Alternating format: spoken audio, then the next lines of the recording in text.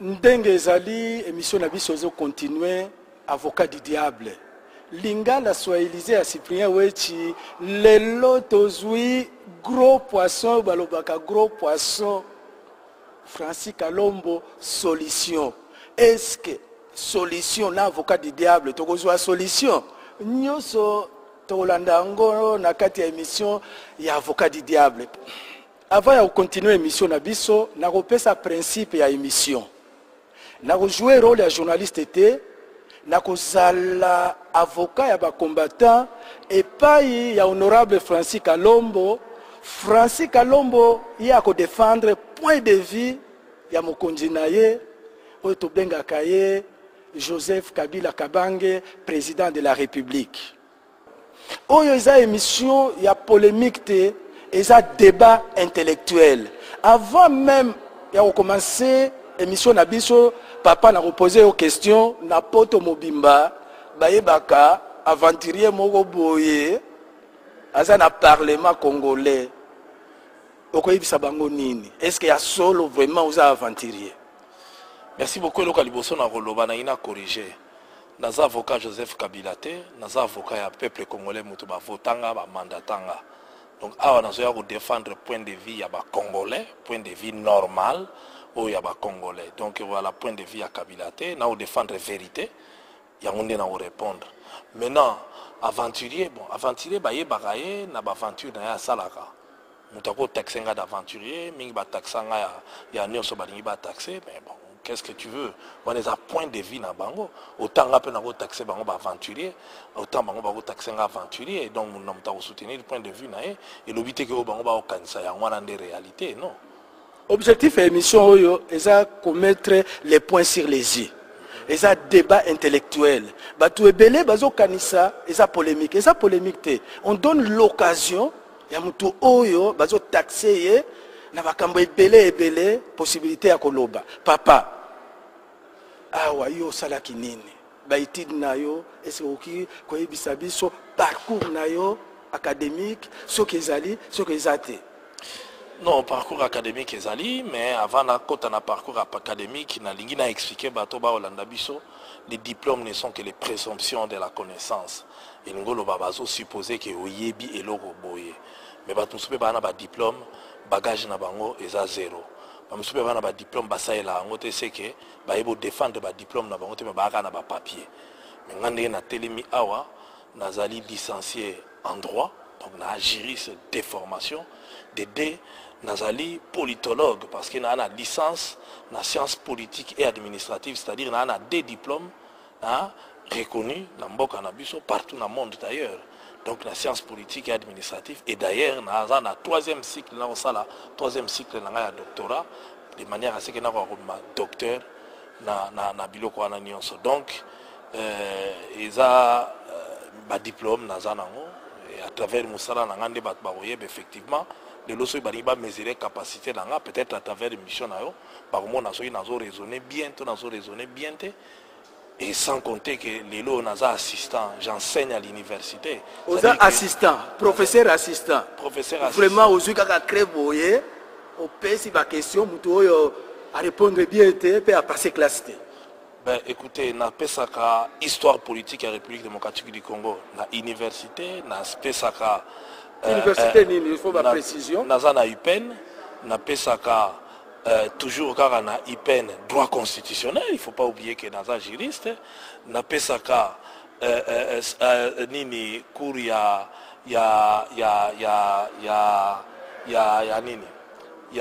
sociologie politique, na pesaka communication politique, donc ezaba couro na pesaka na université, donc dans un professeur assistant et voilà quoi. Donc ata bango ba boyango pour na yebi ba teti, mais c'est ça, j'ai un engagement.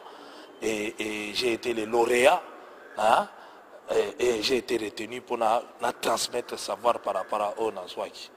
Yango, émission avocat du diable, c'est émission à polémique, c'est émission portaka, précision, binomoko boyebi, boyoki, oyati tembe, ake na UPN, ake kotuna, soki ya solo Francis Kalombo eza assistant, makambo ya kobomba eza te. Je répéterai tout le temps que émission Nabiso est à polémique et à débat.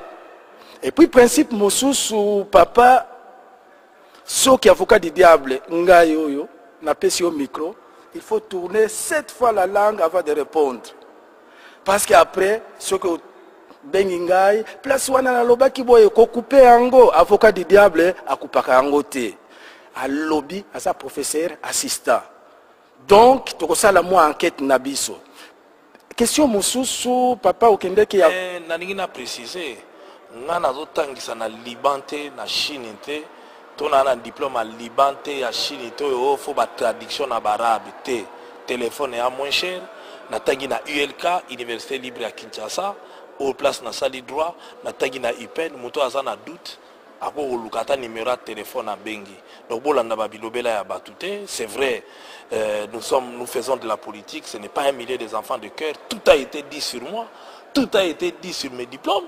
Et il ne faut pas oublier que Naza lauréat, tu as un milieu politique, et parmi les enseignants, parmi les membres du corps académique, il y a ceux qui sont de l'opposition qui peuvent chercher à me torpiller, à mettre quoi que ce soit. Mais j'ai eu mes diplômes, j'ai défendu aux yeux aussi de tout le monde.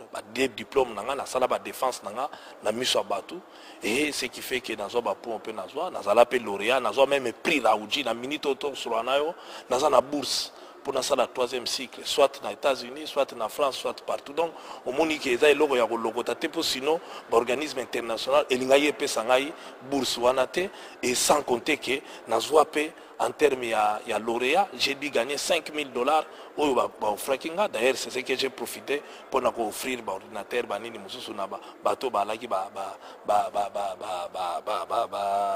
dans difficulté, en fait. Donc, les élèves au coup, tout est que donc, coup de téléphone, vérifier. Tout comme il y a en personne, il faut vérifier. Il ne faut pas battre le bagage. Ou bien batinda parlementaire et opposition, vérifier. Et puis, dans l'université, quand même, on ne peut pas... La lobby natangi awa parlementaire opposition tozana bango ba aliawa. Nazana ba professeur ba enseignant ou tozana bango awa ba parlementaire. Nazana lesenjina tozane ba député awa professeur nanga. Nazana Diur Katonde na assista kaye na IPEN aza awa na parlement professeur. Nazana na ba misusu kutu baza na opposition na MLC baza ba sénateur ba assistant ba tangisanga. Donc c'est pour vous dire que ngana kenda ko luka diplôme ba libante ba wapité donc awa et ba yeba kamuta na diplôme soit au défense c'est plus on transmettre savoir et ngolo ba ke doute date pour on a engagé naza enseignant en tant que tel donc so ina yibaki diplôme na ko za la retenir banana tangisa te soki alaki loka mayu ya ndenge ba journée komaka na kipakate bato balobaka na bango bafinganga ba mieux c'est elengi bango moko parce que ba bois kakayo na ba disque Francis Kalombo le mannequin à parlement yango basali relation wana. Oui, mais les gens se trompent souvent sur les personnes. Et puis le loso ibozui Kofi Olomide, c'est un musicien, il est très intelligent, il est intellectuel et d'ailleurs il fait partie de musicien na biso ba longola biso personne batanga pas na ba université ba place ni mais à Bordeaux. Donc tu vois que il faut que ce n'est pas que ce que ça la musique to ba boire ka zoba et à peine le ba combattant ba tamboka na ba ba ko beta ba tokol ba teke ba délinquant to ba zoba. Chacun a choisi sa mode d'expression. Bon, italien quoi. Ndenge ezali émission avocat diable ezo continuer ngai pe namoni Francis Kalombo solution honorable apesi ba diplôme na ye bato ebele bakanisaka ke pe les amis de Wechi aza cameraman ngai pe naza gradué en sciences commerciales IEC 82 au Titembe ok na IEC romona diplôme ya cameraman na biso Cyprien Wechi. Je suis licencié en sciences du travail Université libre de Bruxelles au Titembe ok romonango. Je suis licencié spécial en gestion financière hautes études commerciales Saint-Louis à Bruxelles. Donc, ndenge na yebisaka bino classe nde tata nde mama. Ceux qui ont la diplôme na yo, ont la complexité, même aux na sima ya caméra. Donc, émission ya avocat du diable, eza émission ya mutu moko ya pamba te. Ceux qui bati tembe ba pesinga ministère ya finance et ba fonds de roulement ko tokosala yango lelo tokoti mena na sujet biso ba combattant tobengaka mokonzi na bino oya PPRD Hippolyte Kanambe Rwandais. Est-ce que vraiment président aza le Rwandais? Mais si bango bazo bengango eza bango ba ko qui selengi te. Mais aza Rwandais te puisque aza Congolais, aza président ya Congo. Parce que bango ba bengi yango ba travailler na été. À aucun moment Jean-Pierre Bemba, Tshisekedi, même à l'époque il y a guerre, ils n'ont jamais dit que Joseph Kabila était un Rwandais. Il ne faut pas oublier que nous sommes à Sun City. Lorsque Etienne Kabila arrive, il fait son point de presse, financé par ce que lui-même sait. Et Tchanamutu n'a que même à cette époque, personne ne l'a cru, puisque les Etienne Tshisekedi et les MLC ont signé l'accord global et inclusif. Et dans cet accord, il est bien écrit, Joseph Kabila, président de la République, qui reste président, n'a limité que ceux qui n'ont pas soupçon, tout qui n'a pas doute que Kabila est rwandais, Koka qui jamais à aucun moment va signer un Rwandais à diriger Congo. Na niveau de patriotisme, n'a limité. Et preuve Moussoussou, autre avancer plus loin. C'est-à-dire que Tilelo, je mets quiconque à défi, à aucun moment. Adversaire déstabiliser tout le monde l'a accepté en tant que Congolais et voire même lorsque Banoma qui est chef d'état-major Etienne Tshisekedi a déclaré à RFI, les déclarations sont là que Kabila vient de nommer son fils. À ce moment-là, il était le fils de Kabila. Et à aucun moment, Basi Bacha Tembeke, Aza Congolais, était toi à moi, il y a Kabila. Donc, les combattants, le Salah Bango na Bango, idée on est Outa Nangwanda, qui est combattant, qui est à l'extérieur, qui vit à l'extérieur, qui ne montre que des histoires pour nous qui se lengi.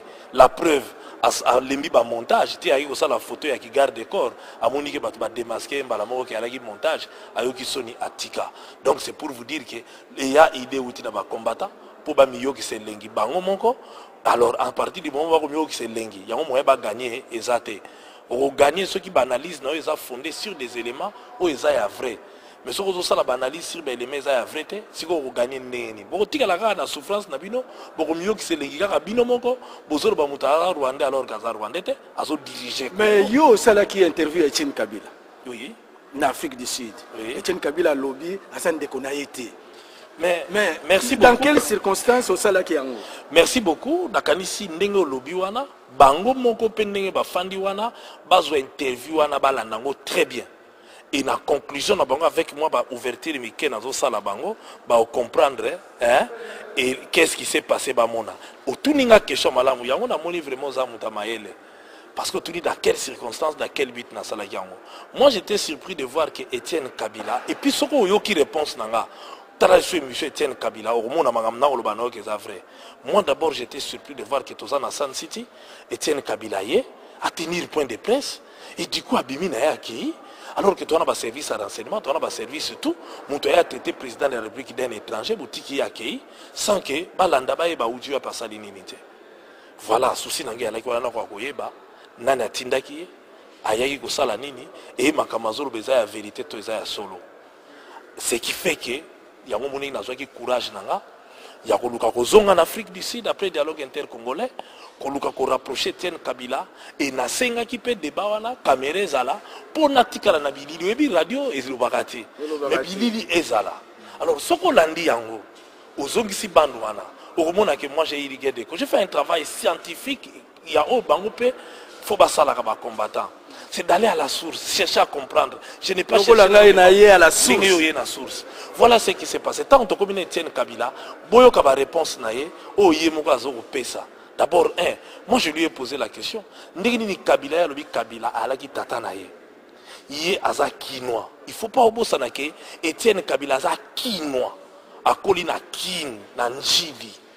Et d'ailleurs, comme référence, que nous avons mené à Kester, ayako répété même la Victoria, pas comme un musicien, na Victoria. Donc c'est pour vous dire qu'il y a Kinois. Donc tout ça, la photo n'est même na Kini. Maman na Aza awana Kini. Asala na comité central, maman na Aza. Donc c'est-à-dire Etienne Kabila Aza Kinois. Na tout na yé. Comment Kabila le père, mutazo batumuso balbaka Swahili na Lingala, tant bayaki ba noma bango. Yo de circuit moi na yé. À combien a tiré qu'on présenter au nulle part, a tiré qu'on nommé au nulle part, après ça aucune fonction, au fond d'un ayo au Kemba. Azanga qui répond à vos ça. Parce que Kabila, bananaye, il ne faut pas oublier que Kabila n'a que 3 garçons. Abota basi basi. Des circonstances au Koutana Kenana, moi na Mubali.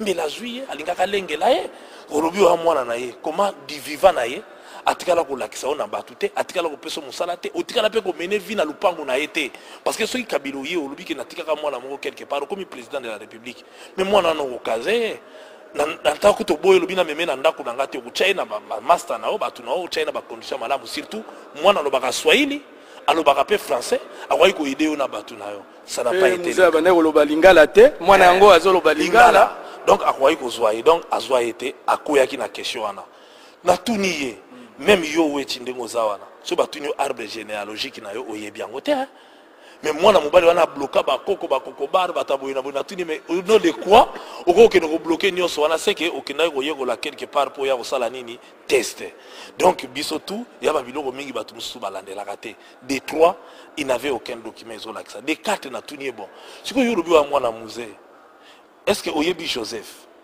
te abotala bien interview aloba atikala ko mona na été amona kaka une fois et pas y attente Joseph azalaki ko biba ya azalaki so ina kwemo bo afandi c'est-à-dire uzalaki na lupango soit ko wala waki sentinelle to alaki muta kokata matiti ou apercevoir ya zoleka na ibise que donc tu donnes raison quand Joseph Kabila dit ka ebioté parce que botikala ko mona na te botikala ko fanda ensemble te ni na réunion de famille donc il était David Kenga keba fandate mais tant on a tunié akomaki na Sun City asala ba déclaration ndenge nini bozo bandu wana bokomona Joseph Kabila lobi nini alobi ke ye alaka na kin bazuiye na mwasi ya chinoise ya vundwawe na interview ana zolo bayango na le vieux Kazadi qui était patron de l'ANER bango mutu baloba na ye sala token ou sala ba déclaration contre Kabila to ina période de guerre période de négociation chaque parti za luka ba salir mutu moko boye ponini azwa point Joseph Kabila atika la présidente yango bomonaki ke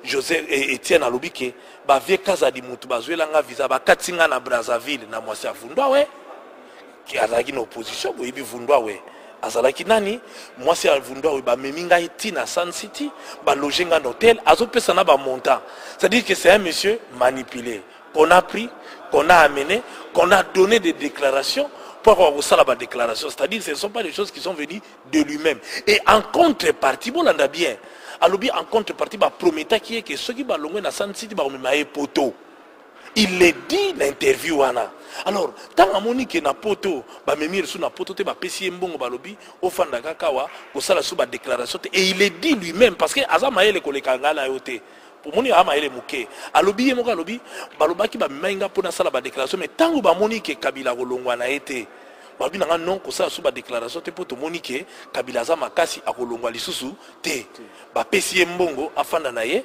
yesu amoni o na orate poto ndenge nini pona ko kokende ko bwaka na poto bandi bangai fona sala déclaration babona ke na za opposant voilà objectif na union sona ba mbongo azwaki asali et il le dit yoza scientifique analyser ba propos na bien analyser biloko tout bien au mona ke o na ko yebisa o eza ya ngwana donc biloko ndengwana est-ce que yango ne to kokende ko zwa comme étant évangile comme alobi ya solo non mutu ako se fier na wana tout comme ako se fier na ngwanda aza mutu oyo azo réfléchir musika ta zo miyo kiselengi mais pona ngwanda ngana poza ngwanda question na ligi ba combattant pe ba ke no poser lokola ba batu na ye si le pona nini sisa si le ngwanda pesa nga réponse te na ebisa ngwanda boye et puis na reposer yango lelo biso toza ba africain musu to mona ke mutu moko akufi o te mutu ana akufi abimaka na cimetière abimelaka batu ozoyeba ngona bamboka to sala kanini ba kosoma masanga mbila toke na cimetière na ye babwaki batkanjango ba chaîne après po mutu anga bimakate na tuna ngo poanini ngwanda la kisabiso tombi ya Hippolyte Kanambe wana tokende ko kangango ba chaîne to kanga yango pona nini parce que nga naza l'impression que tata wana abimaka na tombe na ye azogi na mokili ache mwasi ne zemi après azongi suna bango balobi zana si sana raisonnement nanga abimi ache mwasi zemi après azongi na tombe pona nini parce que alobe que tata nga kufa na 1972 lokola akufa na 1972 mais bano babotami sima après 72 tozwa ndakisa lokola Zoé bino moko so botali Zoé botali Kabila bomoni ke bakokana donc andeko na ye ya kolongola te ya kokakola te tata moko mama moko mais ya botami après 72 ngwanda loba tata wana tikaka bana mibale siko zemi wana seka bimaki na tombe aya che mwasi zemi baboti lisusu après azongi na tombe po sinon akoza na bana mususu après wana te mais na informer que Kabila na mama sifa bana soki 5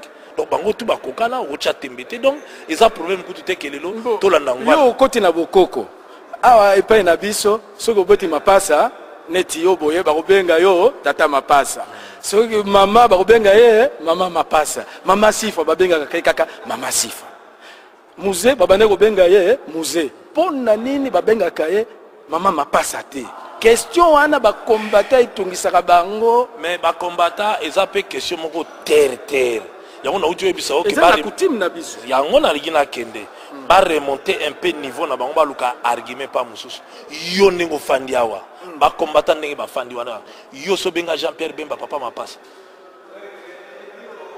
yo sobenga Jean-Pierre Bemba papa mapasa to sobenga mwasi ya Bemba tata mama mapasa soki nano osala yango te bakanga miloko na bango balongola argument wana ndenge nayebisaki bino émission na biso eza débat intellectuel argument oyo tata mapasa banda lelo ekwei toke lisusu na argument mosusu balobi mpona nini yo kobenga président na yo nga naza avocat ya bacombattant na kodéfendre point de vue contraire ya invité na ngai mpona nini chef na yo président Kabila oyo biso tobengaka Hippolyte Kanambe azo lakisa acte de naissance na été dernièrement tomonaki Obama aleki na télévision aki ko lakisa acte de naissance na ye et puis musée azawa na muzole pona nini ba osala test ya ADN po toyeba solo soki aza mwana ya musée question wana itungisaka bana poto ebele pona nini ba osala yango te yango na ngina loba ezotungisa mwa minorité moko muke bana nko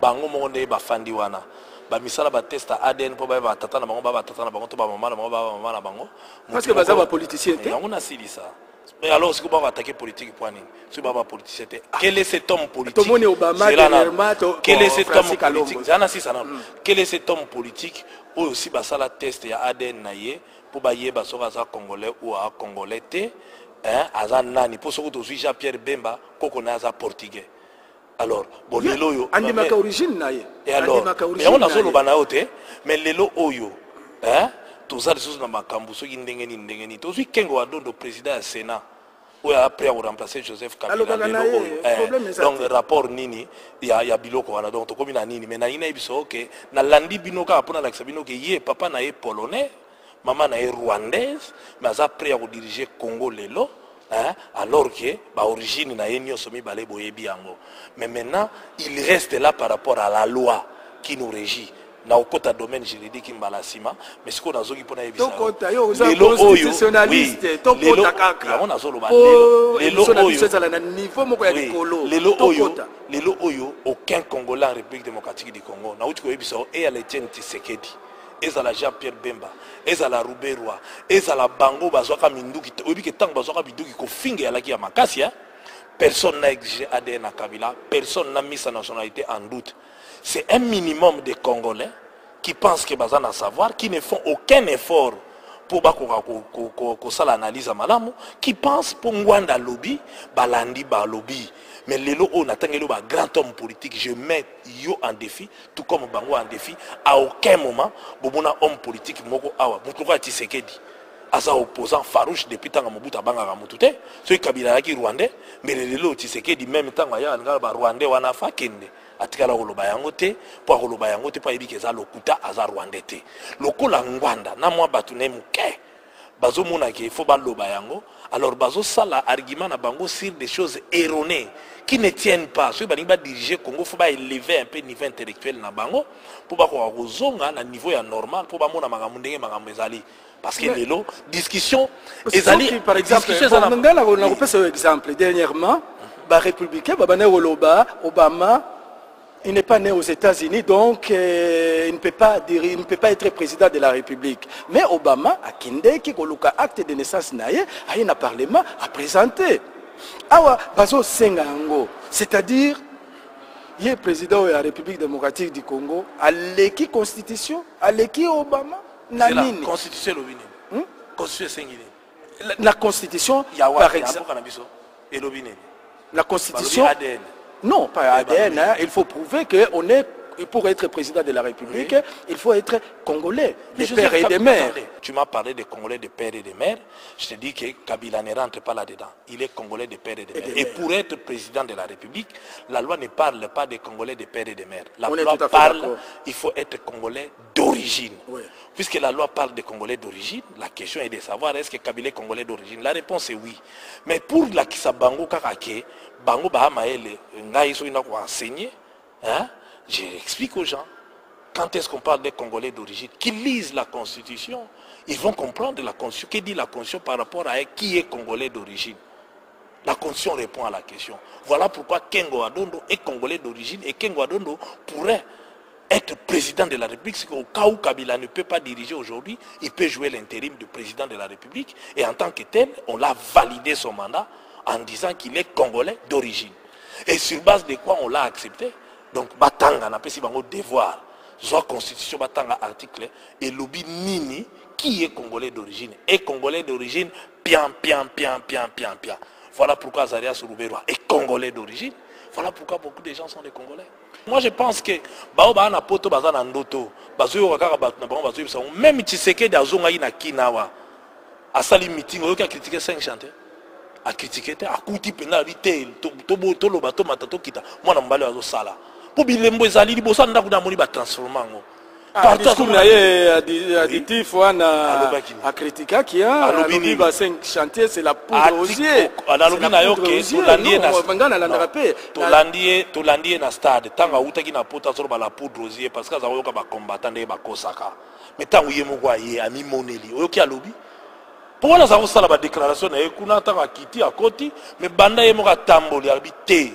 Na mutema ndimi habité lokuta mabete o nga na moni ka papa réforme et puis il faut y que nyoso Kabila sali asala un espace à 2 ans l'espace à 2 ans parce que début il y a qui est un peu difficile ko lukaba moyen ba dini musale bandate ata to boyi na biso ata boligi bolo ba boyi na bobo na réalité te peuple congolais a simanae parce que azo na bilembo yango bazo reprocher bino bo changer les sous constitution élection à 2 tours comme une tour moko po bo tricher to côté wana eza ba reproche ya ba combattant et puis avant de continuer bino bozolo bakaka ngwanda za chef wa ba combattant bazaka na chef te pona nini baction ya ba combattant botia kango derrière ngwanda or ngwanda ne dirige pas les combattants ba combattant bazaka na chef pété eza mouvement de pression pona nini bolo bakaka ngwanda eza pona nini.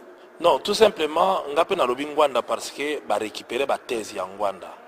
Yango to lobi Ngwanda lobaki ngana yebi ke ba combattant mutu na mutu ana objectif na ye. Ba misu ba na ba problème mikanda faut ba prouver que ba vraiment ba ngunda parce la ba manifestation pour bandi bango ba misu ba il y a plusieurs ni na kata ba combattant ba na lit na bango ba mener lit na bango ba misu ba vrai politicien ba ligi ba exister na politique c'est normal ba za libre biso to ba démocrate nous acceptons. Nous laissons les gens s'exprimer, mais nous leur demandons que ceux qui battu la démocratie, démocratie le but qu'il faut marcher sur les droits des autres. Les autres ont aussi des droits. Il n'y a pas que qui ont des droits. Bah élection est-ce que la minute ceux qui vont convoquer meeting mon connaître au IDPS, bon Tony sa stade. Au moni na koyebisa bon. Heureusement moi je suis un enseignant. J'enseigne à l'université l'histoire politique en Boka. Na uzongisa okaka ke kotondisa stade lobité ko gagner élection. Parce que sur une élection en 2006, Jean-Pierre Bemba yaki atondisa ki stade wana. Et puis Joseph Kabila Petangwaye atondisi Fiki na tondisi Batu. Mais na ville à Kinshasa a tous exemple. Na ville à Kinshasa, Jean-Pierre Bemba gagnaki Joseph Kabila. Malgré que atondisa Batu. Donc c'est pour vous dire que l'élection ça s'écrit à l'isoloir. Sur Batu bayaki na Kinshasa sur Holandi RFI na meeting à Tshisekedi balobi asalaki 50 000 personnes. Même si ils ont concédé 50 000 personnes. Dans la ville à Kinshasa, il y a combien d'électeurs? 50 000 personnes ne fait même pas les 1/10. Il y a nombre d'électeurs dans la ville à Kinshasa. C'est des millions. Ils vont voter dans la ville. Alors, c'est une ville à plus de 10 millions d'habitants. Il y a 50 000. Non, tout le monde peut le faire. Mon anniversaire a perdu. Ligue des jeunes a amené 30 000 personnes. À raison, il y a 1500 personnes par commune. C'est rien. C'est rien, 50 000, ça c'est rien. Les stades, je peux le faire, je peux faire le plein. Il y a Martin, il y a plein Owana. Donc ça, ce n'est même pas ça qui prouve l'électorat à Moutouni. Donc, vous êtes confiant que Joseph Kabila Kabange, au combattant Babenga Kaipolite Kanambe, a roulé Kanaye. La réalisation naie. Joseph Kabila Ndenga leka kitanga dans 2006 a roulé capé siko par rapport à Bade. Au moins, bato bana poto bana même réalité na biso bato bana kinité. Na bato bana bamboka te bato bana bamboka ba au moins na bilembo. Ba au moins na quartier na bango ils ont changé. Lelo on a pris ce exemple. Moutako longwa awa démarrer na commune à Bumbo côté na voiture au bimi na Selemba route asphaltée existait raté avant. Existait raté Kabila sali yango na ville à Kinshasa nzela. Hein? Donc il y a un bilan que belé salami po kaka bato ya poto ba kuna ba na réalité o bato ba vivre na kinité de temps en temps so mutaki na bengi azo songa nzala mpia ka botinda luka matolo bango ba ko analyser par rapport à wana tebaya les amis de wechi yoye caméra na ozwa tambusa tambola nango omona bilembo memela bango bité mwana mobali ata bolobi mais ngai na komi Kinshasa na moni bilembo na moni misala ezo salama donc na ina expliquer OK baza na même réalité te Kabila koleka pona misalo ya sali parce que bato ba moni qu'effectivement mwana mobali asali azo sala et que amemi biso quelque part asa pe adversaire de taille adversaire azate mais na ina expliquer yo bata poto fo ba yebaka moi j'enseigne hein na opesa bango ba analyse et puis na politologue na osala analyse en tant que scientifique l'électorat na mboka na biso za nini électorat d'abord sur la grande ville nyonso ngolo ba Kinshasa Matadi Mbujimai ba chef lieu nyonso ne représente que 18% d'électeurs 18% ya pamba et na kati ya 18% wana ba balanda ma kelele ba télévision po wana ba homme politique mususu base na bango ezaka manette na bango na télévision na bar combattant en sur terrain baza na bango na batute et parti moko existaka ka na manette na bango en dehors ya IDPS je parle na quelques partis mingi ba ndengwana maintenant o balanda na télévision il y a peut-être que parmi les 18%, il n'y a que 4% de la population qui est moins courant. Mais il n'y a que 2% qui regardent la télé. Il y a parmi les électeurs. Alors, tu penses que les deux qui regardent la télé vont avoir une majorité? Non. L'électorat, il faut que nous rejoignions la base. IDPS et qui parti mounene na mboka na biso oyo. Mais tant que Mosé Laurent Désiré Kabila Zoya, la plupart des gouverneurs na professeurs ba IDPS. Comme maintenant la cour et politique devant professeur Francis Kalombo histoire politique maintenant pesa nos histoire politique ya IDPS nazo pesa histoire politique ya IDPS puisque moi-même je suis un ancien de l'IDPS bato tout bakotaka bazalaka ba membre ya IDPS o ba votaka bango ba gouverneur tant muzazo ya par acclamation na ba stade bato wana tout bazonga na IDPS te bakotaka CPP et puis lelo ba mingi bakota na ba PPRD musupe ba palanga na ba parti mususu l'eau est libérée longola IDPS yangwana donc et déraciner IDPS na niveau ya base parce que pour gagner faut na batu na mabele na ba village na ba mboka l'eau mususu yeko longola bango tango MRCI longola tiseke d'abord yaki neko s'enrôler mingi bakenda na union yango moni l'eau ya ba professeur Dindo ba Bomanza ba Longwa atikali et diminué l'eau mususu yeko longola tango yemoka tiezi zani ba Belgique ba Longwe.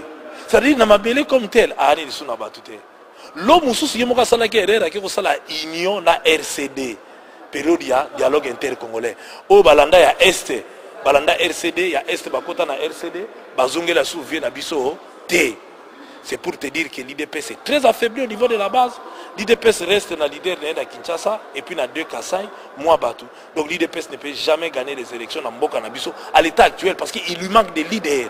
Même na c'est pas dans les grandes villes qu'on gagne. Mais où tu nommé représentant de l'IDPS? Est-ce que baza na poids politique? Baza na poids te yomo monde na ville Kinshasa na yebi bango.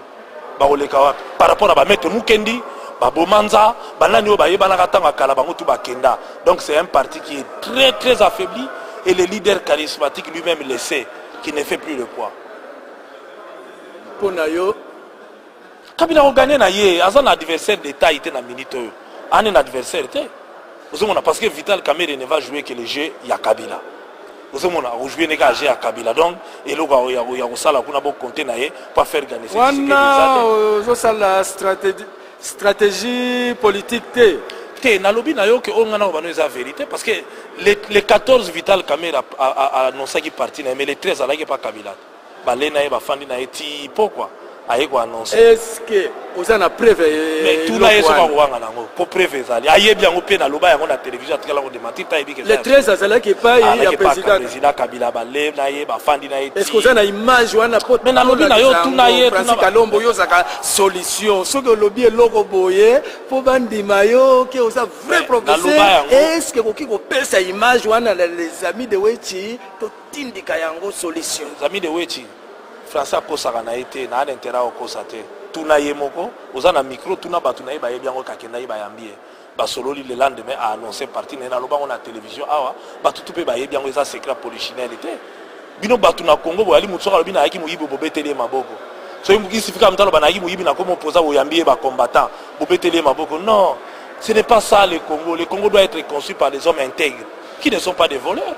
Émission na biso zo continuer to ko aborder problème mosusu oyo zalaka problème ya les amis de Wechi balkanisation ya Congo papa plan moko ezali ya ko panza Congo mais bato ebele bayebaka yango te parce que jour mosusu to kolamuka boye Congo ezali susu te est-ce que oyebi plan wana oya communauté internationale bazo sala tout pour ya ko diviser ba congolais pour ba panza Congo te ba congolais mingi balingi pe mboka na bango te ba teka mboka na bango nakanisi musala na uti ebiso Joseph Kabila sala na mboka oyo ya kozongisa Congo pona ebiso ke Rwanda si annexaki est po benga na est il fallait ça la préfixe à Rwanda ozomona donc automatiquement lelo Joseph azongisa yango c'est lui qui lutte pour Congo panzana te mwana ba congolais musu balingi Congo ekende entre autres ba combattants quand vous affaiblissez votre pouvoir quand vous injuriez votre propre pays le patriotisme est où ceux qui ont la démocratie. Mais bango bazoloba ke yende azosala tout pour appeler sa partie moko na ndeko na ye Paul Kagame ya mona ebisio boye soki ezalaki ndengwana mbele asi atikaka yango puisque Bemba si akabaka ndambo wana na ba Ugandais faut pas bosana côté Bemba ça ko diriger alaki na ba Ugandais ndambo mususu ba Rwandais lokwa ba ki presse si basala ina préfixe ya mboka na biso falo leka na préfixe à Rwanda bon pire que ça ezanani donc c'est pour te dire que à partir de là, ça a déjà été fait. Si à niveau que basi bakabolaka Congo, mutazongi sango Joseph Kabila. A boyi Congo Panzana a lutter, à réunifier mboka andimi même kabola pouvoir. Na banguna ponini Congo ezonga. Donc il était mutu boyi ko taxé alinga kabola. Parce que alaka jena mbela aki président mbela tika kika ka ST kende nango abateli koto ali après azonga na mboka na pona kosukisa koyebisa nini ba combattant oyo balobaka Hippolyte Kanambe le Rwandais aza mwana ya Mzee Laurent Désiré Kabila te aza mwana ya Mama Sifa te aza en complicité et en connivence na ndeko na ye Paul Kagame po ya kotekisa mboka liloba ya suka papa bato batekaki mboka ezaka ba congolais bozolia na bango bozana bango bango batekaka mboka na bapaya bakotisaka bapaya awa na minduki Joseph Kabila lité les lois ont samboka ndenge ya laki donc ako teka yango te dede tata na ye moko muza présenter ye mwana nanga bango te mbango déterminer so ka mwana na été to mwana mutu mususu to ko côté ko ebisa bango que faut basa la analyse sur base des éléments o efandi na kanti lelo so balandi émission éclairée bango et je suis prêt ya ko sala débat na bango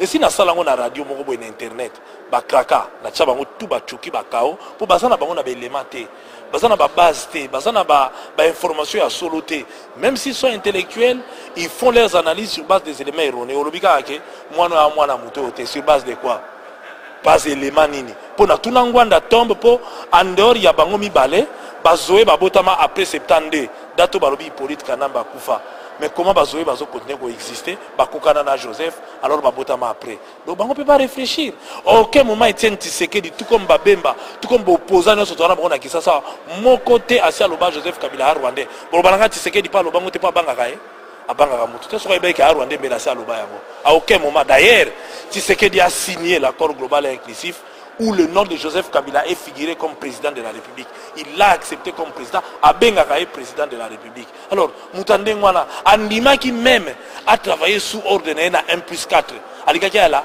un des vice-présidents. Bon, et puis que Tshisekedi a dit que Joseph Amopaya, Andima a la vice-président Amopaya. Alikaka Andima Yangote. Donc c'est pour te dire que Bangonde va évoluer. Bangonde va luka à côté aux vérités ali et non ba kangama avec ba idée ya biloko oyo et c'est si là et anatina mowote. Yango tokomi na suka émission na biso tokomi na suka émission na biso eza émission ya polémique te eza débat intellectuel maloba nyonso olobi papa est-ce que au téléphone ngai te wechi longola eloko wana te est-ce que engagé yo papa les amis de wechi naza seul homme politique na mboka na biso oyo abangaka débatté oyo asengaka jamais te nga lenga ba direct lenga pe émission préparée te na kanisi na yebisaki yo na sujet tabou te na répondaka na ba question nyonso na moni loko asika et j'assume na uti koyebisa yo bato bazwaka Etienne Kabila comme étant témoignage na bango bazwa bande batala ngosiko avec babiloko na peseli bango bakomona te Francis Kalomba a raison les gars ne maîtrisent rien. Il a été manipulé, on l'a amené, et puis il a tenu des propos après le lot à Tigala en Afrique, il n'y a pas boire Kanguda. Azane moi Nanjili, ba yebiye, ba master na ba ali, ba para na ba ali, maman na ali, ba lobara toujours.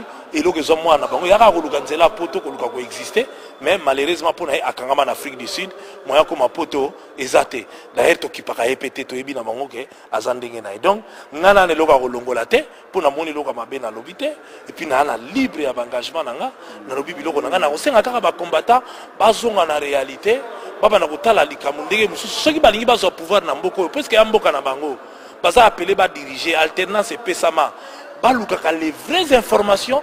Sur base de quoi, ça la stratégie na bango pour permettre bango d'accéder na pouvoir. Pouvoir basa bango ngulu te. O lali o loti ndoto la muki o komi président o kanisi po komi non, wane andoto. Mais bozwa ba vrais éléments, bosa la ba vraie analyse pour permettre bino bo avancer, bo kende liboso. Et asuka émission yo avocat du diable mon ngondeni. Et cette émission malamu ngai je pense que de la vérité, surtout vous posez les questions que les gens se posent pour éclairer bango. Et c'est le moment où vous continuer l'émission. Mais on est toujours prêt. Prêt, il y a des débattre, prêt, il y a des répliquer, prêt, il y a des lober la bango, au baligi, pour que temena bango, na aider bango, pas comprendre que bazola nanzela ya mabe, ils ont légitime que nous comme na pouvoir. Et a légitime que nous avons pouvoir. Mais ba ba secret moko. Ceux qui makamba bazola bazo croire nango, c'est malheureux. Mais ceux qui bazo croire nango te a stratégie na bango pour mobiliser ba troupe.